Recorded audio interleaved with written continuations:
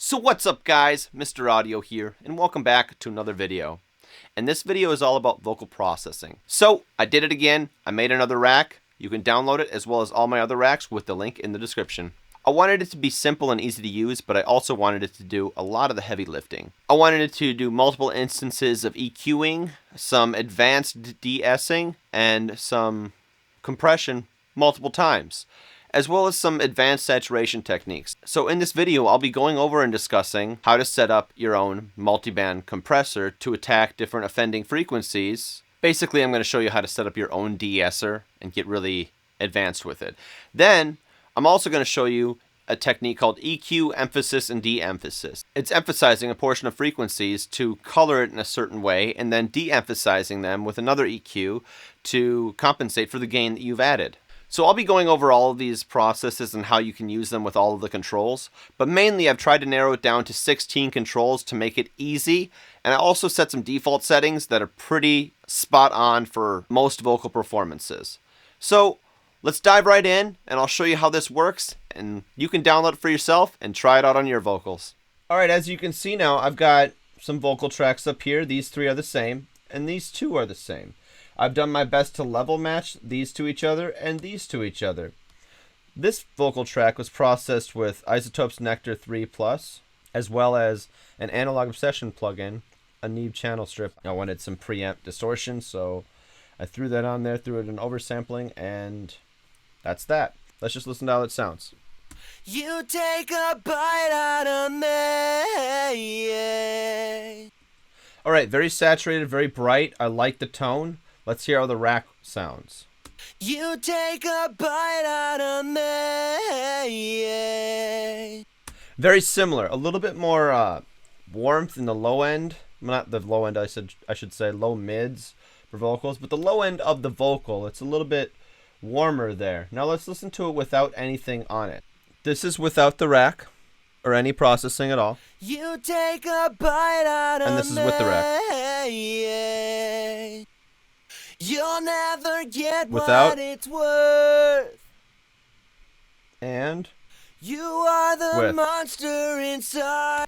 As you can see, it makes a big difference, and it's adding a ton of saturation in a certain area. Let's look up underneath the hood here and see what's going on. So for the first control, it's your threshold on a gate. Your second control, third control, and fourth control all control these three bands of the EQ. One's a high shelf, one's a bell in the mid-range around 1K, and this one's also a bell, but I'm boosting either vocal warmth or cutting vocal mud depending on the situation you're in or the mix that you have.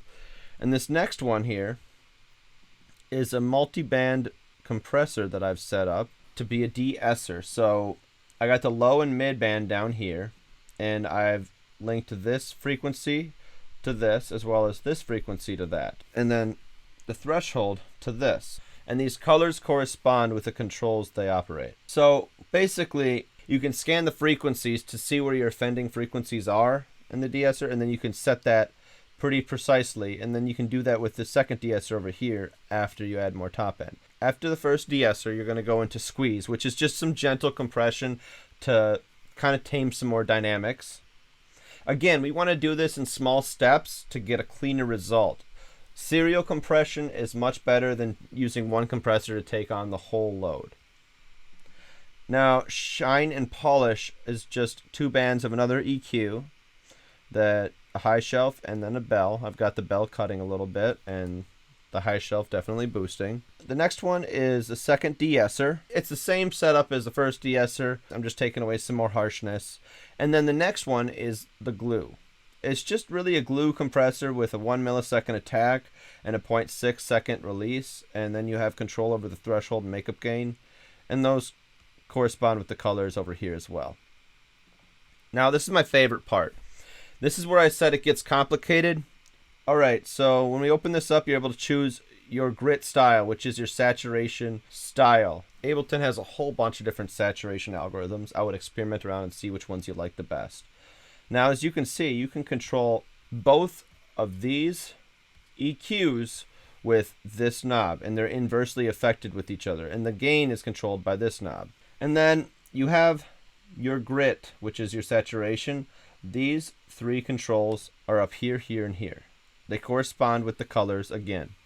Now, the grit mix is really your 50% wet volume. At 100% right here, you're at a 50% wet mix. I try to mix in the distortion on a parallel track so I get the clean sound as well as the distorted sound. It gets a really good effect. Here, listen what the distortion sounds like by itself. Here's without the distortion. You take a bite out of me. And here's with. You take a bite out of me.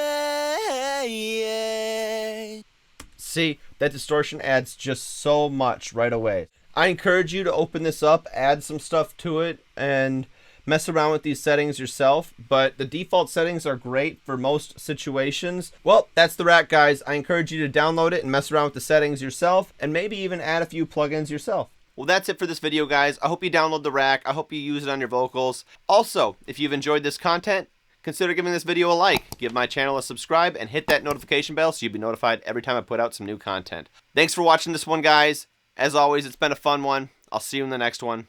Mr. Audio, out. Shoo.